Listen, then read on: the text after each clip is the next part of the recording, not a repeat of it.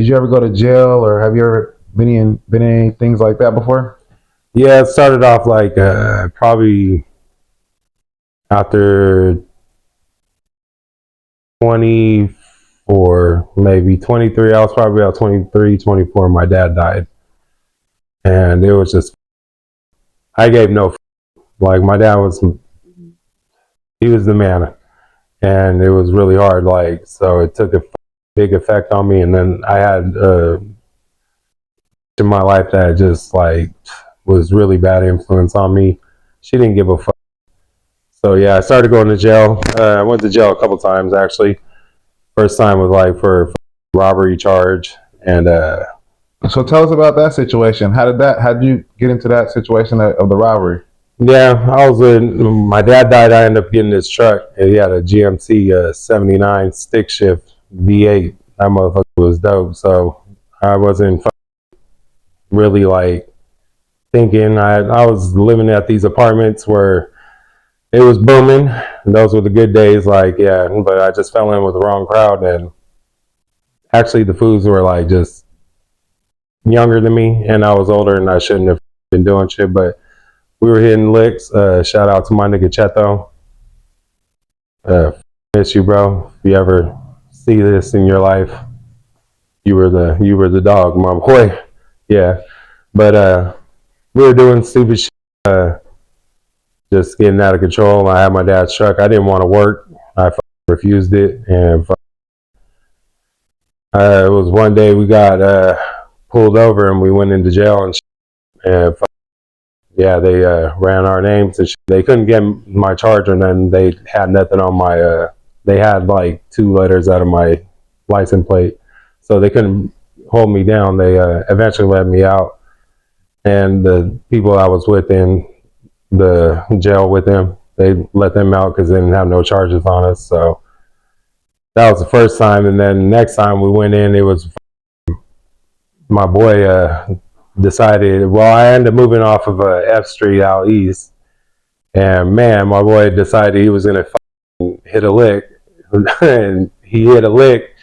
He hit a lick. So I was at my sister's house trying to make some money.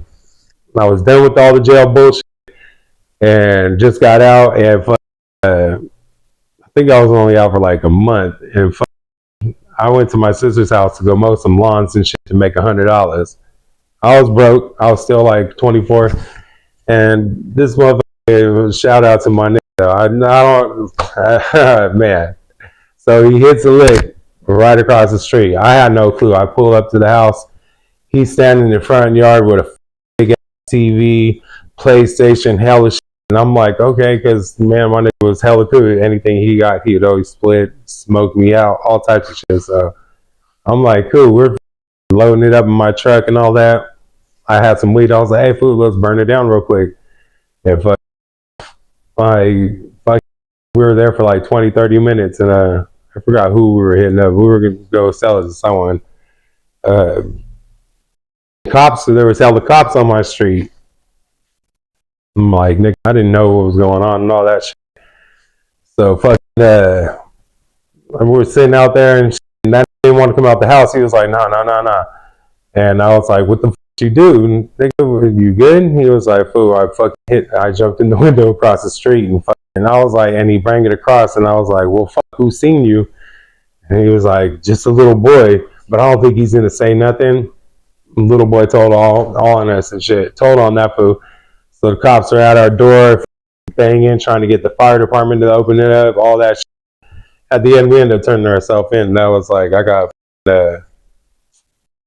receiving stolen property, and my nigga went to jail for a couple of days. He took the rap. He was like, yeah, he said that I had no clue, but I still got a charge because of the fact that I was there. But like I was like crazy, like this nigga, you stole right across the street from the house, and everybody seen you bring it directly across. Like it was crazy as shit. But yeah. So how was your experience going to jail? Did you ever have to stay in jail, or?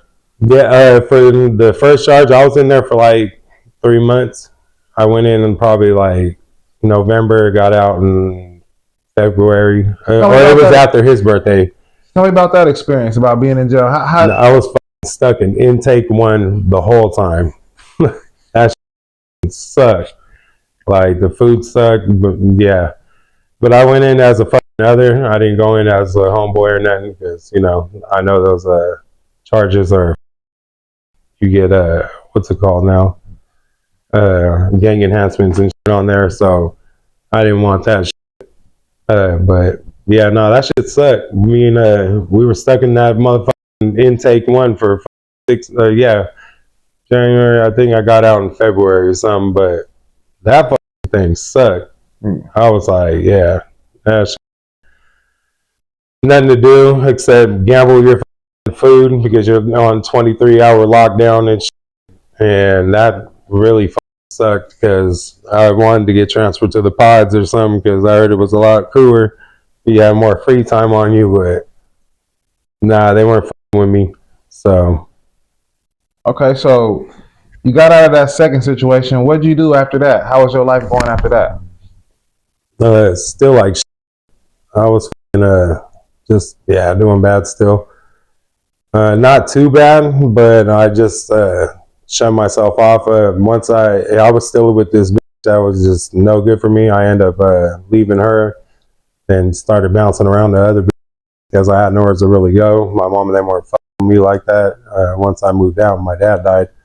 She wasn't fucking with me like that. So I mean, she would have me come over, but eyes on me, watching me and shit, like And now, still not trustworthy and shit. So okay, but so that was like the reason why she was watching you was because like the stealing part. oh yeah, she didn't trust me at all. But I mean, she couldn't hate me.